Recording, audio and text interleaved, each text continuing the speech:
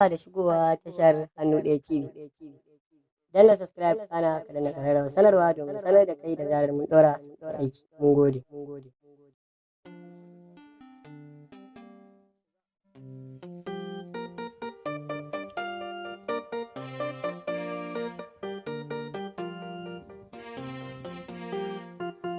Sultan? Lafiya kalau wallahi baby Sultan ya gida. Lafiya kalau ya abubuwa ya kwana biyu. Kana maganan kwana biyu gobe fa azumi za a fara. Haba da Allah. Ya zaka ce min haba da Allah an jima muna sa ran ganin wata.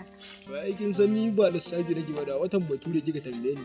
To sai ga ya miki ko. A haba dai ya zaka ki lissafi ka san wannan watan ne zaka kawo kayan shan ruwa. Kai ku kake da lissafi ka ji fa? Haka ne da na dan wannan ne amma yanzu na tuna. Yawwa. To baby kamar me kike so ka miki? Kai da lissafo? Ko ma me lissafo? To bari yaran ta tashi. Ai ya kamata ku na ganta. Ai wannan dariya da ke tana burge ni. Kaga buhun suga, gishiri, magi, manja, buhun shinkafa, dankalin turawa na Hausa, doya, albasa, komai da komai madara, su chocolate, inna lillahi azumin nan na gama cabawa. Ko kuwa? Baby babu komai. Duk waɗannan abubuwan da kika lissafa ba matsala. Amma da zan so a ce da biro da takarda ki rubuta mu saboda maganin mantuwa. A karki da mu. Na rike mata. Ba zan ba manta ba. Dukkanin abin da yake bukata za a so miki.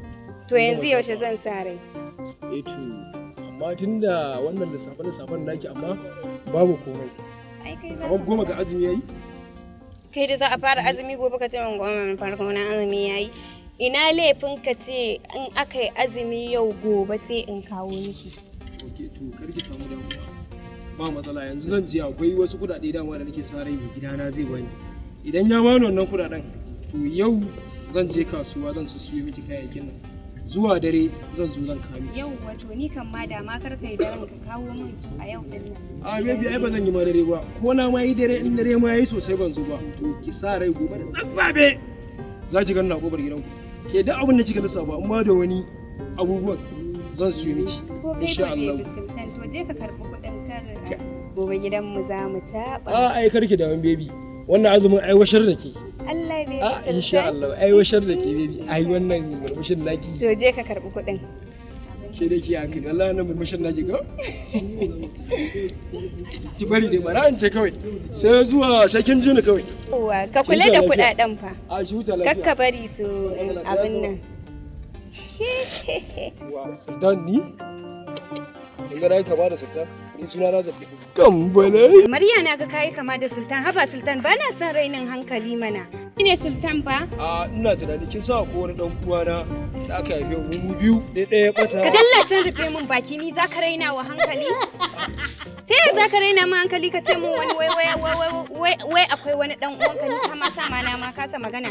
Ni za ka raina hankali daga cewa ka kawo min kayan azumi sai ka kama raina min hankali. Haba sultan. Da Allah da wani suna gana kama.